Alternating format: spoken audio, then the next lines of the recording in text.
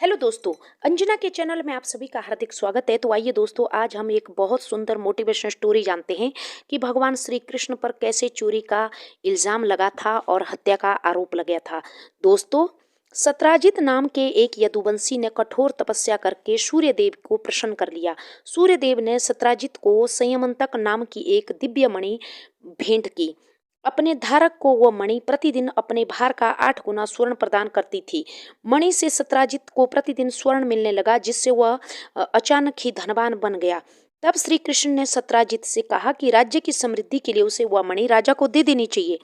परंतु लोभी सत्राजित ने, वो बहुत ही लालची था, उसने मणि देने से इनकार कर दिया और उसके मन में कृष्ण के प्रति दुर्भावना भी उत्पन्न हो गई। दोस्तों, क्या होता है कि एक दिन सत्राजित का भाई प्रसेनजित मयन उस मणि को लेकर जो था तो शिकार खेलने चला गया। वहां एक शेर ने प्रसेनजित को मार डाला।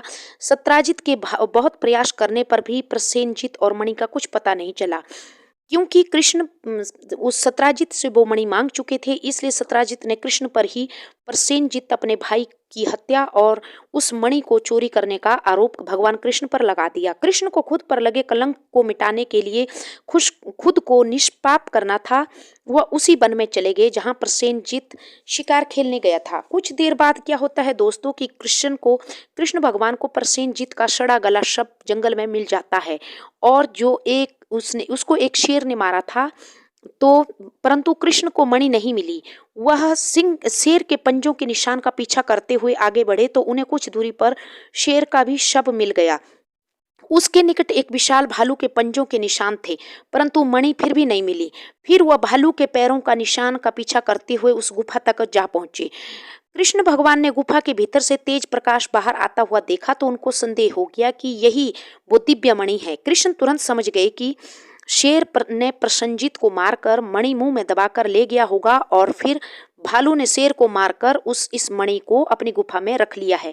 कृष्ण गुफा के अंदर गए तो गुफा के अंदर एक जवान युवती उस मणि से खेल रही थी। कृष्ण ने जैसे ही मणि लेने के इरादे से आगे बढ़े तो एक विशाल काय भालू ने उन पर हमला कर दिया।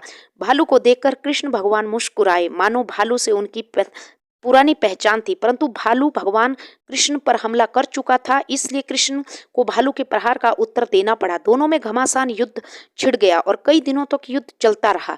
आखिर भालू थक गया तो उसे एहसास हुआ कि ये कोई साधारण मनुष्य नहीं है। तो कृष्ण ने हाथ जोड़कर कृष्ण भगवान से उनका परिचय पूछा। कृष्ण ने मुस्कुराकर कहा, दोस्तों कि प्रिय जामवंत, तुमने मुझे नहीं पहचाना, लेकिन मैंने तुम्हें देखते ही पहचान लिया था। मैं नारायण हूँ और तुमसे त्रेता युग में राम बनकर मिला था। तुमने मेरी बहुत सहायता की थी।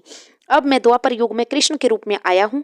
फिर कृष्ण ने जामवंत के दिव्य दर्शन किए और कृष्ण भगवान के चरण छुए।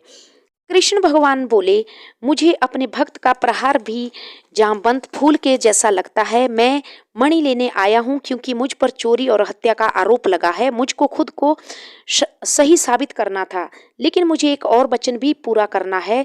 मैंने तुम्हें त्रेता युग में वचन दिया था। जामवंत ने कहा कि प्रभु, कैसा वचन? जामवंत के पास खड़ी उसकी पुत्री जामवंती ने पूछा। कृष्ण ने जामवंती से कहा कि रावण के साथ युद्ध में तुम्हारे पिता ने मेरी बहुत सहायता की थी, जिसके बदले जामवंत ने तुम्हारा विवाह मुझसे करने का आग्रह किया था। परंतु उस समय मैं सिर्फ एक पत्नी व्रत में बंधा हुआ था, राम अवतार में। इसलिए मैंने जामवंत को वचन दिया था कि मैं अपने अगले जन्म तक अवतार लेकर आऊंगा, तब तक तुम्हारी पुत्री का यौवन बना रहेगा। मैं तुम्हें अपनी पत्नी आज स्वीकार करता हूँ। फिर कृष्ण अपनी पत्नी जामवंती और उस मणि को लेकर दोस्तों द्वारिका लौट आए। उन्होंने मणि सत्राजित को लौटा दी और खुद पर लगे हत्या और चोरी के आरोप को भी मिटा दिया। और सत्राजित ने अपनी पुत्री सत्यभामा का भी कृष्ण भगवान से विवाह करा दिया। बाद में देव ऋषि नारद ने कृष्ण को बताया कि आपने प्रभु भाद्रपद की चतुर्थी के चंद्रमा के दर्शन करने से आप पर यह झूठा कलंक लगा था। यही कारण है दोस्तों कि हिंदू संस्कृति में चौथ का चांद देखना अशुभ माना जाता है। तो ये थी दोस्तों आज की स्टोरी। आशा करती हूँ आप सबको पसंद आई होगी। तो please subscribe me my channel. Thank you.